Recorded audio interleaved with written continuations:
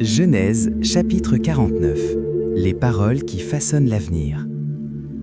Jacob appela ses fils et dit « Assemblez-vous, et je vous annoncerai ce qui vous arrivera dans la suite des temps.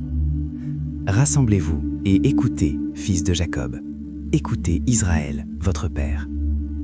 Ruben, toi, mon premier-né, ma force et les prémices de ma vigueur, supérieur en dignité et supérieur en puissance.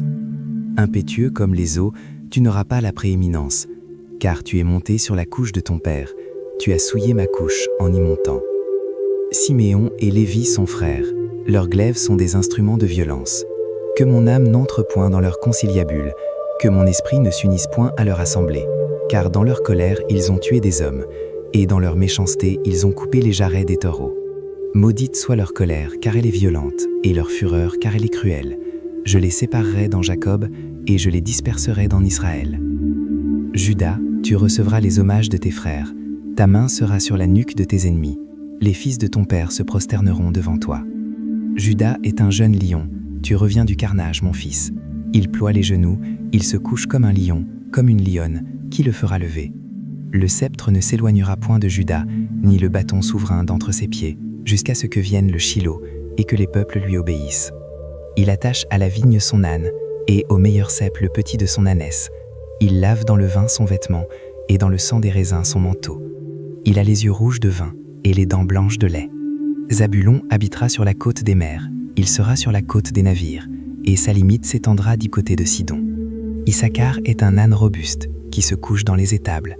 Il voit que le lieu où il repose est agréable, et que la contrée est magnifique, et il courbe son épaule sous le fardeau, il s'assujettit à un tribut. Dan jugera son peuple, comme l'une des tribus d'Israël. Dan sera un serpent sur le chemin, une vipère sur le sentier, mordant les talons du cheval pour que le cavalier tombe à la renverse. J'espère en ton secours, ô Éternel. Gad sera assailli par des bandes armées, mais il les assaillira et les poursuivra. Aser produit une nourriture excellente, il fournira les mets délicats des rois. Nephtali est une biche en liberté, il profère de belles paroles. Joseph est le rejeton d'un arbre fertile près d'une source, les branches s'élèvent au-dessus de la muraille. Ils l'ont provoqué, ils ont lancé des traits, les archers l'ont poursuivi de leur haine. Mais son arc est demeuré ferme, et ses mains ont été fortifiées par les mains du puissant de Jacob. Il est ainsi devenu le berger, le rocher d'Israël. C'est l'œuvre du Dieu de ton père qui t'aidera, c'est l'œuvre du Tout-Puissant, qui te bénira des bénédictions des cieux en haut, des bénédictions des eaux en bas, des bénédictions des mamelles et du sein maternel. Les bénédictions de ton Père s'élèvent au-dessus des bénédictions de mes pères, jusqu'à la cime des collines éternelles. Qu'elles soient sur la tête de Joseph, sur le sommet de la tête du prince de ses frères. Benjamin est un loup qui déchire. Le matin, il dévore la proie, et le soir, il partage le butin. Ce sont là tous ceux qui forment les 12 tribus d'Israël. Et c'est là ce que leur dit leur père en les bénissant. Il les bénit chacun selon sa bénédiction. Puis il leur donna cet ordre. Je vais être recueilli auprès de mon peuple. Enterrez-moi avec mes pères dans la caverne qui est au champ d'Ephron, le Hétien, dans la caverne du champ de Macpéla, vis-à-vis de Mamré, dans le pays de Canaan. C'est le champ qu'Abraham a acheté d'Ephron, le Hétien, comme propriété sépulcrale. Là on a enterré Abraham et Sarah, sa femme. Là on a enterré Isaac et Rebecca, sa femme. Et là j'ai enterré Léa. Le champ et la caverne qui s'y trouvent ont été achetés des fils de Heth. Lorsque Jacob eut achevé de donner ses ordres à ses fils, il retira ses pieds dans le lit, il expira et fut recueilli auprès de son peuple. Méditons. Jacob bénit ses fils.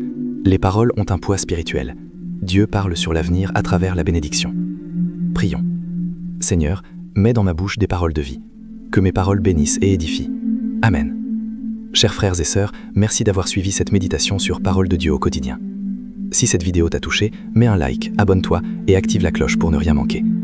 Chaque jour, laisse la parole de Dieu fortifier ta foi, apaiser ton cœur et illuminer ton chemin. Partage cette vidéo pour que la lumière de Dieu continue de briller dans le monde. Et souviens-toi, Dieu t'aime et marche avec toi chaque jour. À très bientôt dans une nouvelle méditation de Parole de Dieu au quotidien.